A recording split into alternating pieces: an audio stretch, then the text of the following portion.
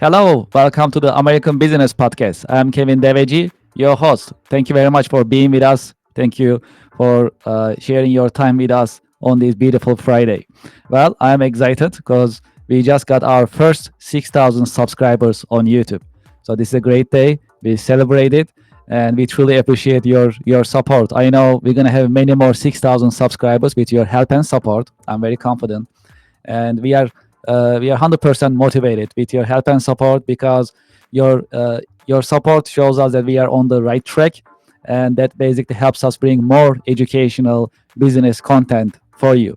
So thank you very much. Please subscribe, share, and also share your thoughts on our YouTube podcast. Comment and also invite your contacts to our YouTube channel, and let's grow our business podcast together. Our mission is to bring you every week fresh, new educational business content. So I'm very excited for your support, and every Friday we are happy to have you in our podcast. All right, good. So today we have a guest. We have Tommy Dimisa with us. We're gonna talk about nonprofits.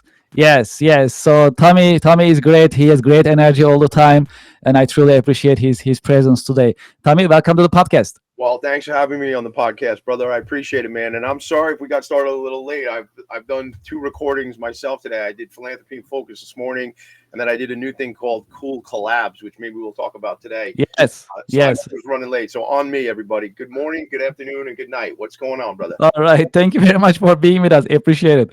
Well, let's get started. We have a lot to cover.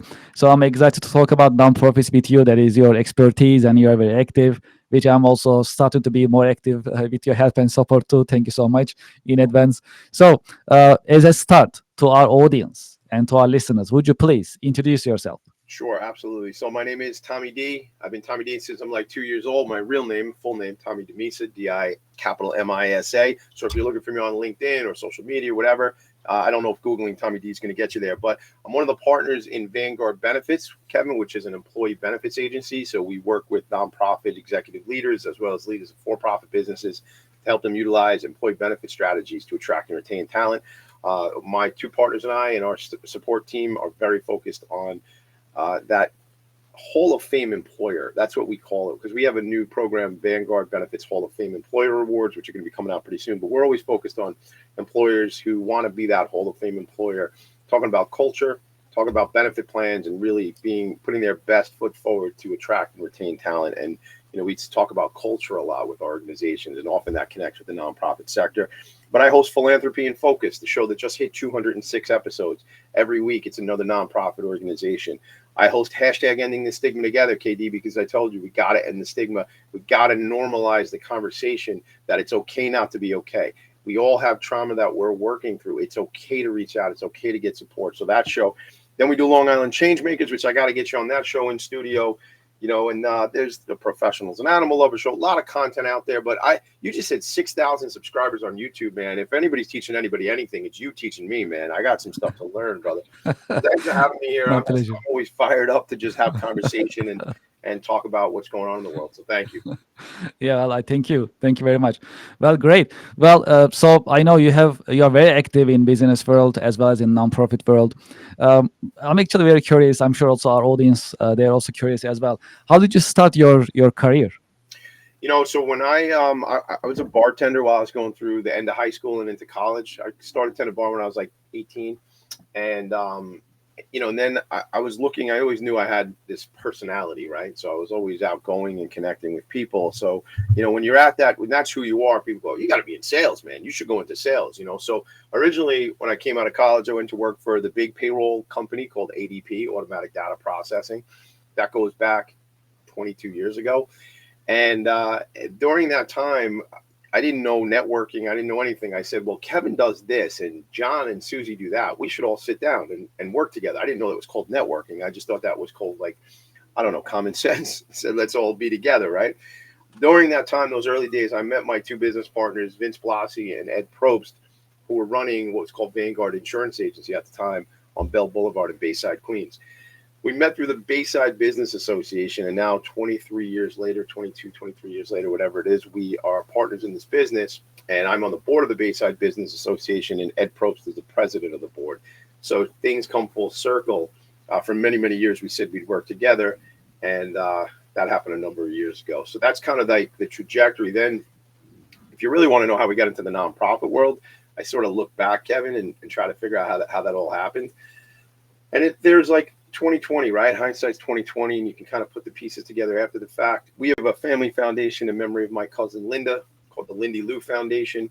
And at the same time, when Linda had passed away and my aunt and my cousins founded that organization, Vanguard Benefits, we were looking to kind of strategize on who we wanted to work with, what companies we liked the most. And I was still working with some other outsourced human resource companies in sales. And finally, I broke away and became full-time in our business here in Vanguard Benefits. And we really wanted to work more and more with the nonprofit sector. So when I do that look back, I see Lindy Lou, right? I see me joining a handful of boards. And that's kind of how it happened, because you're learning this, as you said, for me. Nonprofits change our world each and every day. Nonprofits make incredible impact, and they are businesses, right? It's not a charity thing, gang. These are businesses. Okay, we got that yesterday when we had a panel discussion, you and I, right? So Correct. So it's just critically important that we realize the great work that nonprofits are doing, whether it be mental health services, substance abuse, working with people with intellectual developmental disabilities, housing people who are housing insecure, getting food to people who are food insecure. I mean, to all the way to healthcare and medicine. And that's what nonprofits are doing, many, many different parts of the sector. But that's kind of how I got to where I'm at now.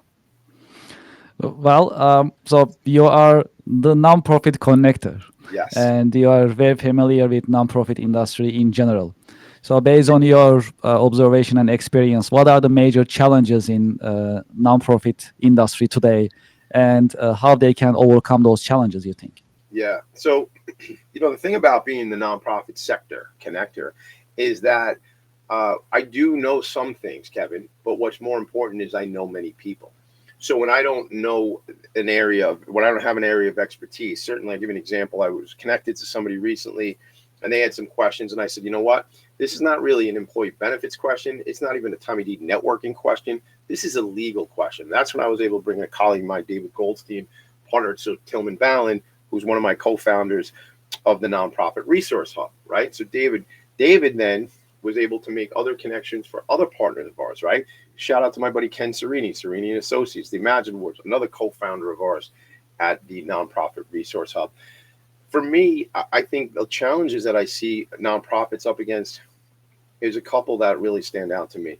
Certainly, many nonprofits tell me we need more support, we need more funding. But I was just on a meeting, Kevin, and I think when nonprofits approach the for-profit market from a partnership perspective and think in terms of how do we connect with the business professionals, the for-profit, air quotes, for-profit perspective or for-profit partners, and see it as a bilateral situation where I can help you out as a business owner because I have relationships, and it's not just, hey, sponsor our event, but it's a true partnership. And I have this fresh top of mind because in the meeting I'm just coming from the recording I just did a few moments before. So it's definitely access to partnerships and relationships. It's access to talent too. I mean, all companies in all different industries, ebb and flow as to getting the right talent in their spaces. But I find it even more so with nonprofit because there's a limitation around. Oftentimes there's a limitation around compensation for employees of nonprofit organizations, and that's a lot of times we at Vanguard Benefits are in those conversations as well. So there's always the need for talent, and then there's the need for boards of directors. Some folks I think become directors on boards of directors, not really open-minded enough with the why of why they're doing it, why they are connected to that organization. So when I speak to a lot of my friends, and having done 206 episodes of Philanthropy in Focus, spoken to a lot of CEOs, a lot of executive directors, a lot of what I hear is having an engaged board. What does that mean? A board who really is an ambassador for the organization, that is out there in community, that is talking about the organization. And, a lot of that is not necessarily innate or instinctual, Kevin. I think a lot of what happens is there's many, many folks who I hang around with who consult with boards. They do board retreats. They do board trainings.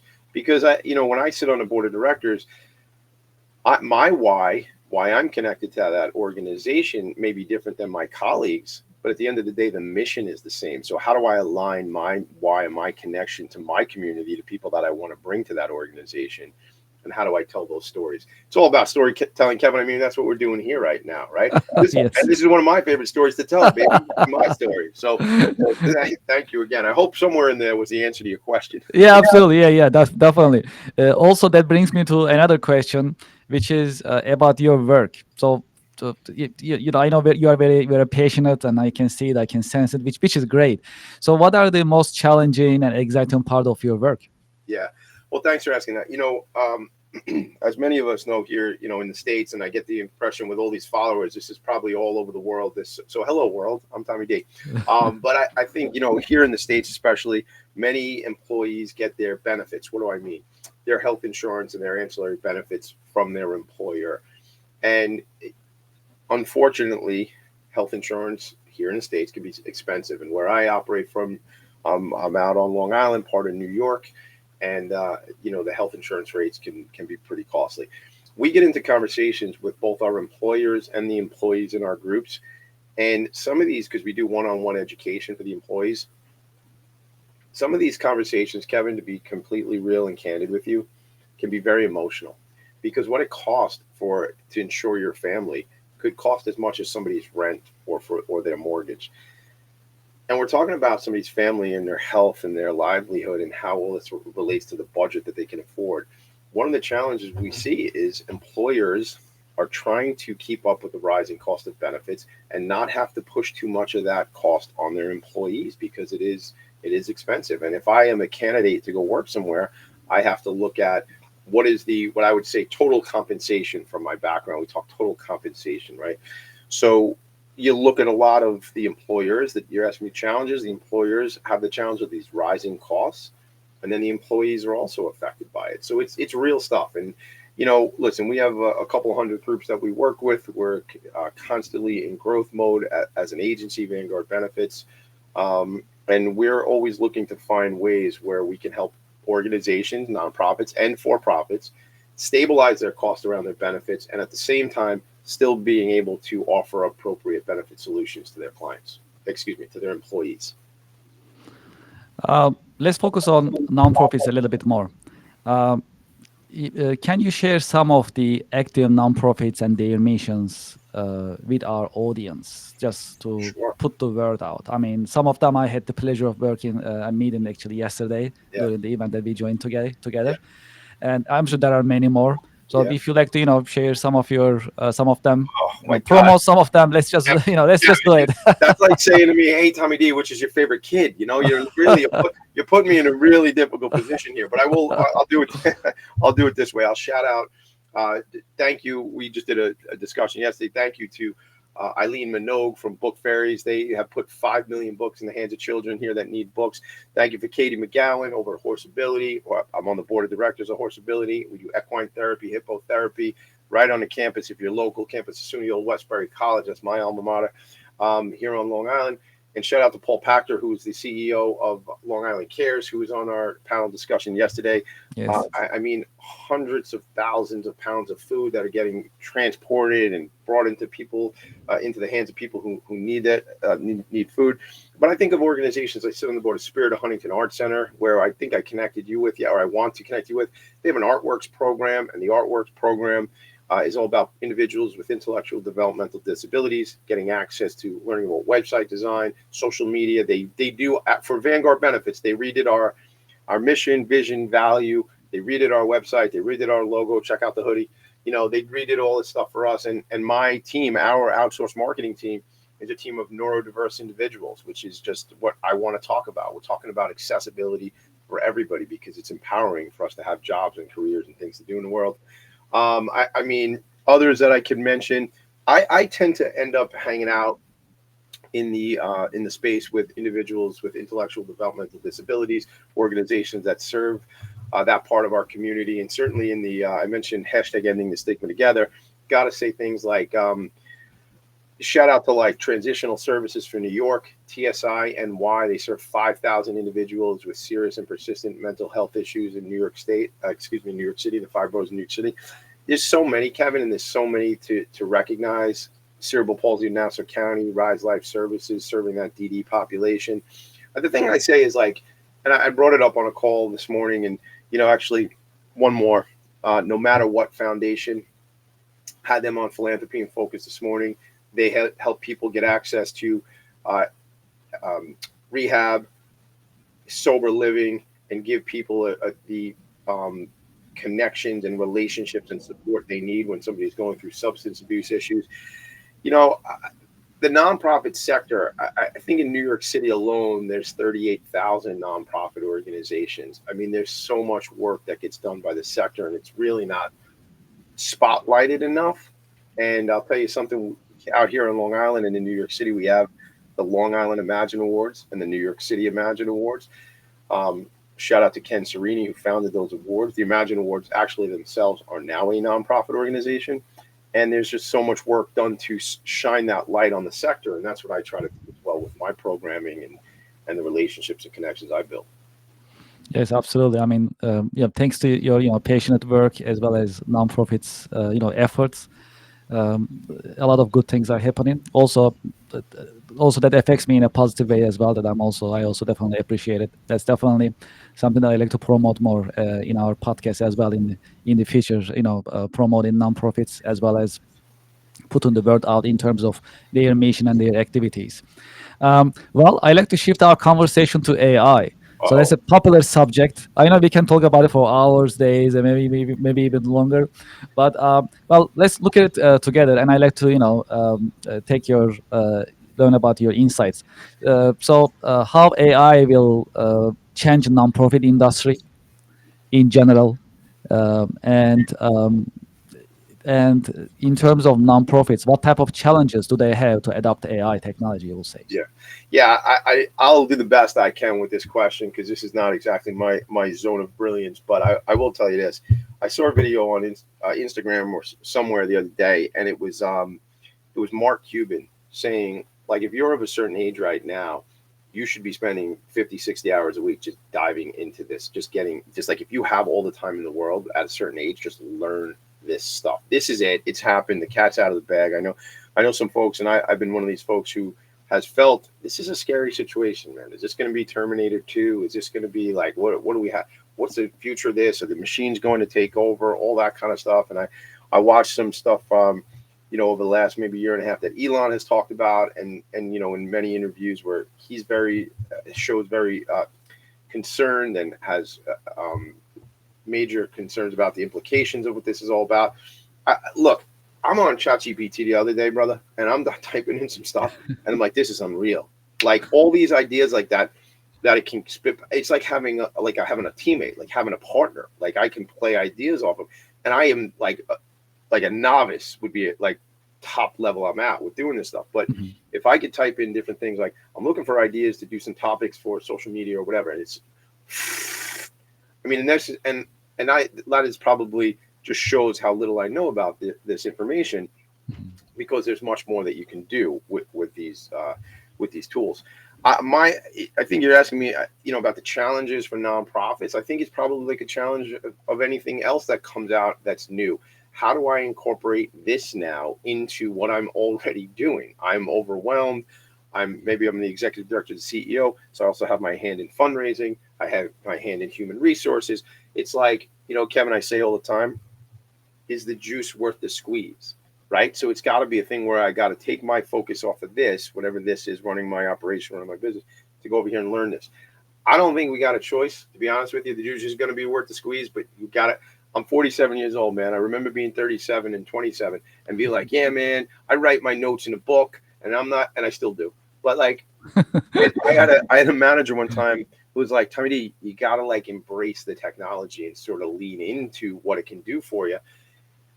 And if there are things that this AI can do for us that will help us streamline, advance the ball down the field, move quicker, be able to react faster, then it's a blessing, man. There's plenty of things like with my beautiful brain doesn't want to do everything. There's certain things I don't want to do.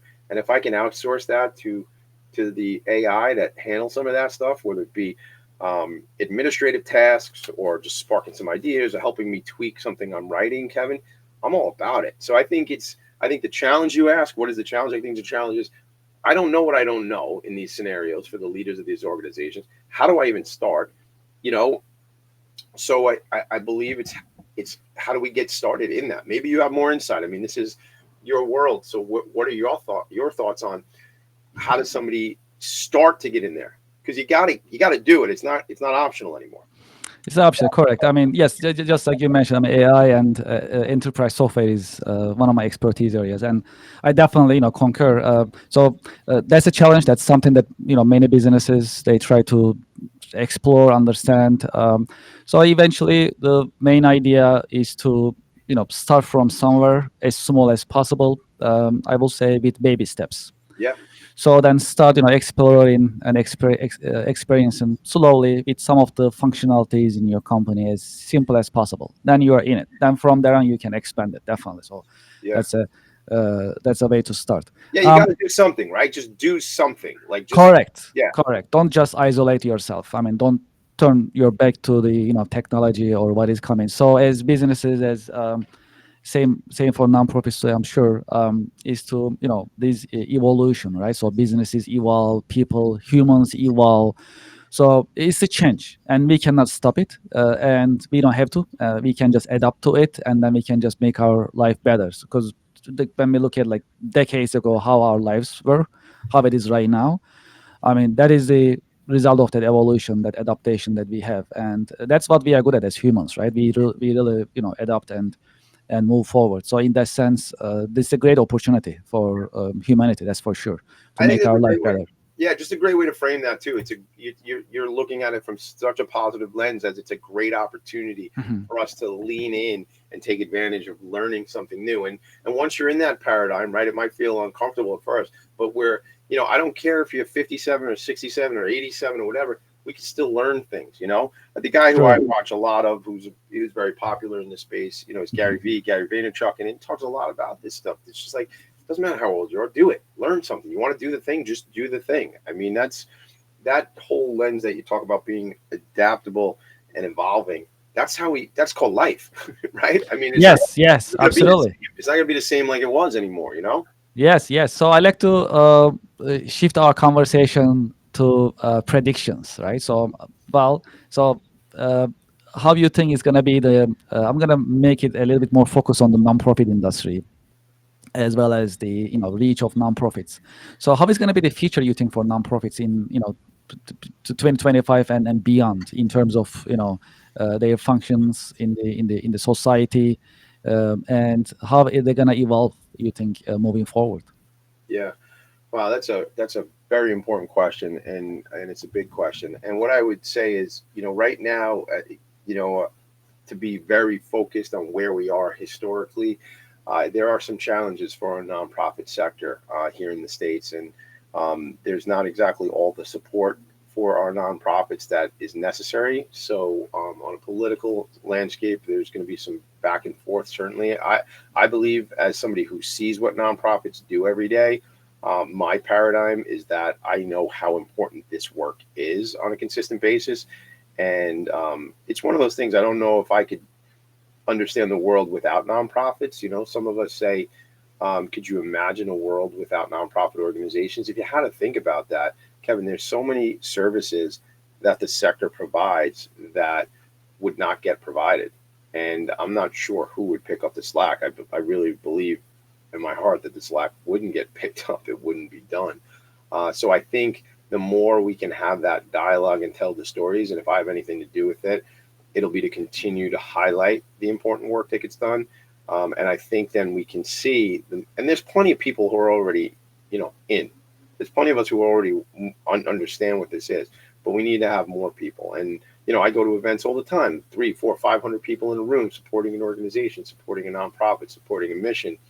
But I would just say, not to talk politics, but just not everybody sees how important this sector is. And maybe it's a situation when you're just so far away from things, you're far away from the people who actually need services, you don't realize how important those services are. So future wise, I think there has to be more education on the importance of the sector.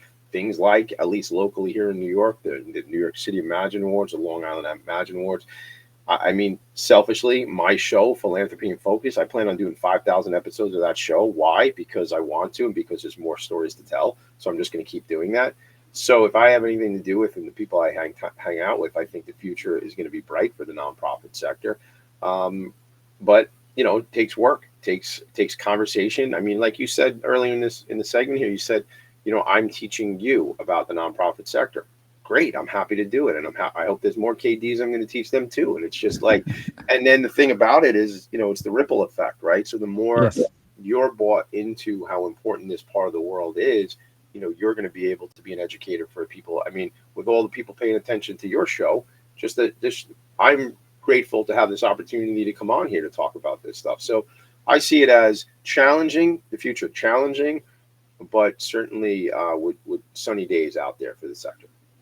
One of our missions in our podcast is sharing education content every week, every Friday. And we focus on today's professionals as well as next generation professionals, leaders, as well as the workforce. So in this view, what do you think about internship programs as well as apprenticeship programs for next generation to prepare themselves for their career path? Yeah, man, I think every generation should be preparing themselves. I think everybody should be going back and learning. As it relates to younger people, my opinion, which might not be the most popular opinion, because in this country, a 4-year college degree is like many people, for all different reasons, but many people think that is absolutely critically important and that everybody needs that. I don't believe that's true. I'm raising 4 children. My wife and I have 4 kids, and I don't know that all 4 of them will get 4-year degrees. If they want that, and that's the career path, and they're going down a career path, we will work to get them that. But that you talk about internships and apprenticeships. I mean, I could read into that a couple different ways. Internships into, let me get some work that I can be somewhere and learn something and learn a skill set. But then apprenticeship, I take that and my mind goes right to the trades. The trades meaning carpentry, plumbing, bricklayers. There's so many things, builders, construction, whatever it might be. Now, some of that, I mean, I have a very good friend who you and I know who, is college educated and is in the construction space and is in a 3rd generation construction company.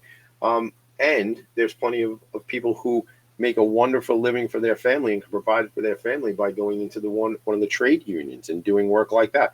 Some of them then roll out of the union and make their own company. So I think people need to, and this is going to sound like so cliche, but like you'll say, find what you're passionate about.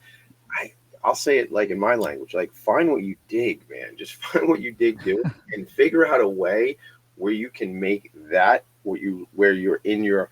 I don't know if you can always be in flow and be 100% in bliss, and I'm trying it, man. But find out where you are the best you, and figure out a way for somebody to compensate you for that. And if you can do that, not to, there's so many people that make money as this word influencers, right? And there's whatever that means in different ways. But there's ways you can earn a living by being in a state of what you're just in your bliss, right? So if that is going into the trades, then do that. You want to be a builder? Like, to come out of a 4-year school and still not know what you're doing, what you want to do, I don't think that's the best move. One guy's opinion, just one guy thinking that that's not the best way. So when you're young, and then when you're also not so young, try different stuff. Kevin, try different things out, right? Like, how many different, oh, that's cool, but what about that? Oh, I like that more. And then just like play around. I've said this in other times that other folks have interviewed me. I don't think we play enough, like as adult people and even little people, young people. I don't think we get to play enough. Try stuff out, figure some things out, play more. And if that's an internship or apprenticeship, and then you get to a point where it doesn't work anymore, stop doing it. I don't like this anymore. It's not the right fit. Stop doing it. That would be my suggestion on that. In your career journey, have you ever had any role models? Do you have any role models that you can share with our audience? Yeah, definitely. I don't know that I would like call out anybody like that I knew specifically, like certainly managers and stuff like that, but nobody that, I really feel drove me in a certain direction so much that people that I knew.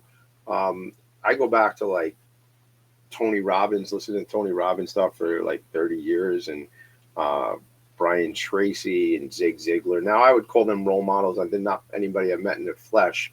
Actually, Tom Hopkins. I don't know if some of your listeners might know Tom Hopkins. Tommy Hopkins, real estate sales guy. Used to have this like funny but educational stuff that he did. So I was always big on the PD, on the professional development stuff. Mhm. Still to this day, I mean, I think, you know, for the challenge of how much time it can suck up out of your life, I love YouTube though, because for everything that's there, um, you can get access to anything, man. You can get access to courses, you can watch, videos, you can continue to learn, and that algorithm is super sharp, right? And it pulls you down into the YouTube abyss at times, but just to be able to access anything and watch all those videos. So, role models. Um, I think of people who are just doing the right thing, man. Who are caring and looking out for people, and trying to elevate us and be more compassionate and loving as a human race.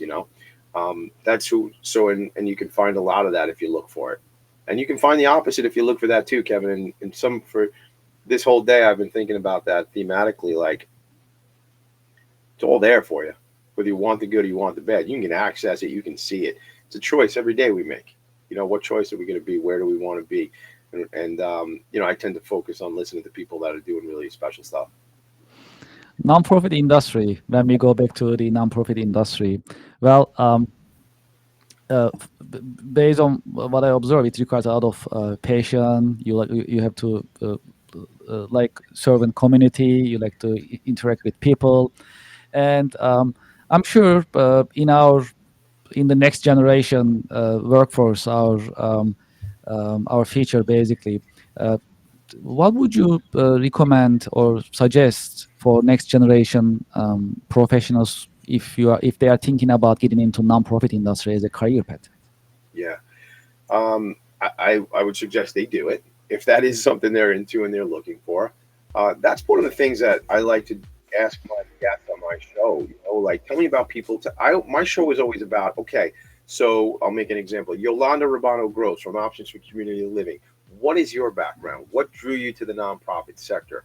So people can see the path and the journey. You don't become CEO when you get out of gang. Hey, here's a heads up. You don't become CEO when you get out of college. It doesn't work like that way unless you make your own company and you say you're the CEO.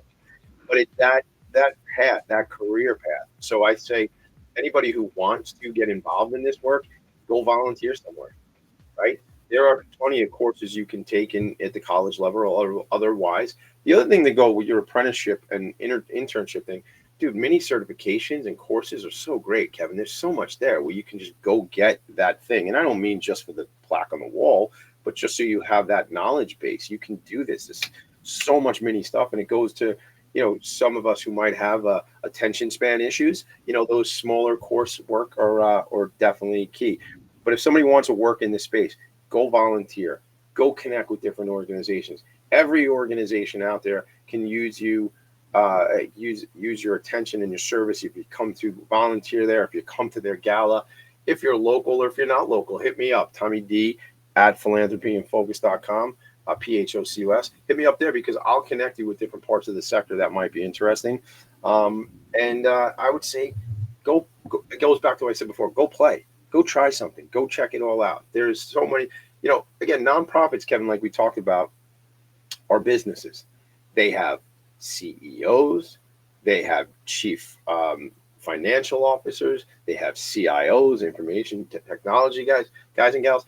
They have all the things that other businesses have. So if you want to do what you do, if you're a facilities person, if you're an ops person, or if you're a tech person, you can take that skill set and bring it to the sector. It's not like it's so foreign. Many of the services are the same services that you would have in a financial services company, or a pest management company. They're the same sort of things, man.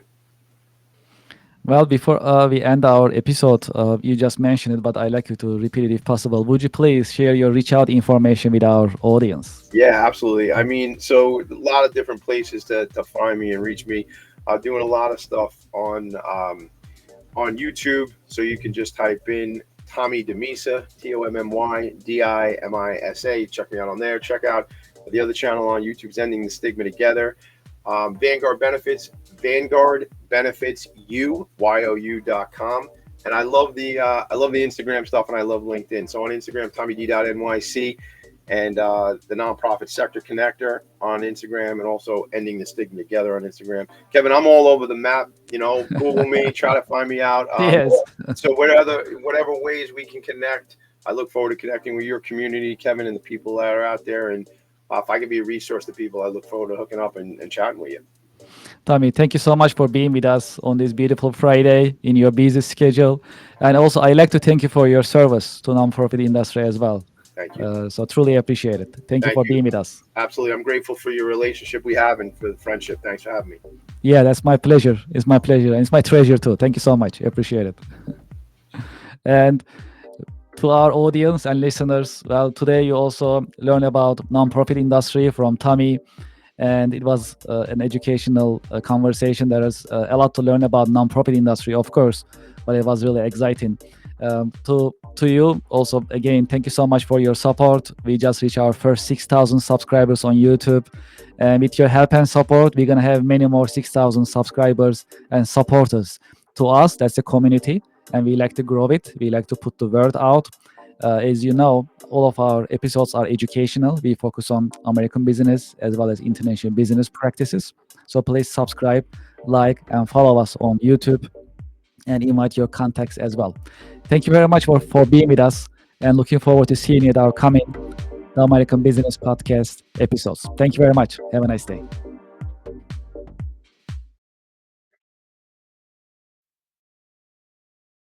Support for the American Business Podcast for the next generation ABP comes from One World Supply Chain Consulting Company. In today's dynamic and fast-paced global economy, a seamless supply chain is the backbone of any thriving business.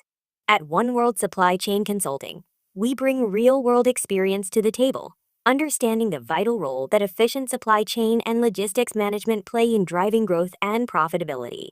As your trusted partner, we provide comprehensive supply chain and logistics consulting solutions designed to optimize operations, streamline processes to enhance productivity and reduce inefficiencies, drive efficiency, implement strategies that maximize resource utilization and performance, achieve sustainable growth, foster long-term success with environmentally and socially responsible practices, reduce costs, identify cost-saving opportunities without compromising quality or service. Real-world results. Our team of experienced professionals brings deep industry expertise and a proven track record of delivering results. We work closely with you to understand your unique challenges and goals, developing customized strategies and solutions that align with your business objectives. Whether you're looking to streamline your supply chain, improve inventory management, optimize transportation networks, or implement cutting-edge technologies, we have the knowledge and experience to help you succeed. For more information, visit www.oneworldsc.com.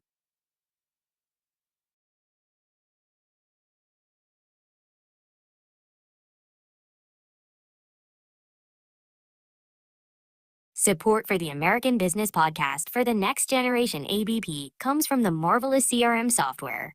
The Marvelous CRM software is an AI-powered marketing and business development software. It is for small and mid-sized companies. You can manage your prospects, customers, contacts. You can manage your sales pipelines to increase revenue. You can send unlimited emails. You can also manage and schedule your social media accounts. Moreover, the Marvelous CRM software helps you design your company websites, online stores, and event registration websites on the same platform. The Marvelous CRM software brings you a customer portal for you to manage your customers and members. The Marvelous CRM software is modern, easy to use, secure, and affordable. Subscribe today and close more deals.